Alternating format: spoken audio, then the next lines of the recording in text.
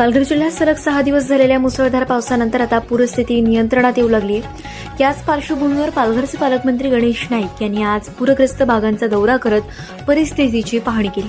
पालकमंत्री गणेश नाईक यांनी झांझरोळी धरण, केळवे आणि पालघरमधील वीरेंद्रनगर परिसराला भेट देत नुकसानग्रस्त नागरिकांशी संवाद साधला. यावेळी खासदार हेमंत सवरा आणि जिल्हाधिकारी इंदुराणी जाखर उपस्थित होते. तसेच रिलायन्स जिओ समूहाच्या वतीने पूरग्रस्तांसाठी अन्नधान्याच्या किटचे वाटप पालकमंत्री गणेश नाईक यांच्या हस्ते करण्यात आले. या उपक्रमात उपस्थित इलेक्ट्रॉनिक माध्यमांच्या पत्रकारांनीही किट वाटपात सहभाग घेतला. मागील वर्षीच्या पुरात नुकसान भरपाईपासून वंचित राहिलेल्या लाभार्थ्यांचीही तपासणी करून त्यांनाही मदत दिली जाईल अशी ग्वाही पालकमंत्र्यांनी दिली.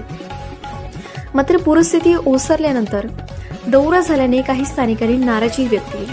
पत्रकार परिषदेत बोलताना पालकमंत्र्यांनी ग्लोबल वॉर्मिंगचा मुद्दा उपस्थित करत अनियंत्रित उत्खननामुळे पर्यावरणावर गंभीर परिणाम होत असल्याचे सांगितले. यावेळी पत्रकारांनी पालघर जिल्ह्यात सुरू असलेल्या कथित बेकायदेशीर खदानी आणि क्रेशरचा मुद्दा उपस्थित केल्यानंतर संबंधितांवर तातडीने कारवाई करण्याचे आदेश त्यांनी जिल्हाधिकाऱ्यांना दिल्याचे सांगितले. अंदाजपत्रक सार्वजनिक बांधकाम विभागामार्फत तयार केले जाईल अशी घोषणाही त्यांनी केली. अवजड वाहनांमुळे ग्रामीण भागातील रस्त्यांची होत असलेली दुरावस्था लक्षात घेऊन भविष्यात दर्जेदार कामे करण्याचे निर्देश अभियंते आणि संबंधित अधिकाऱ्यांना देण्यात आले.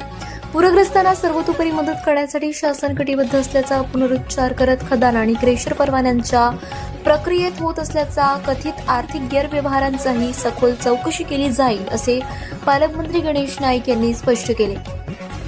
पूरग्रस्तांच्या मदतीसाठी शासन यंत्रणा आणि लोकप्रतिनिधींनी पुढाकार घेणे अपेक्षित असताना जिल्हा नियोजन समितीच्या कामांमध्ये कथित दलालीच्या चर्चा सातत्याने होत असल्याची टीका केली जाते. अशा आरोपांच्या पार्श्वभूमीवर पूरग्रस्तांना प्रत्यक्ष मदत मात्र रिलायन्स आणि विराज समूहासारख्या उद्योगांकडून होत असल्याचं चित्र दिसतंय.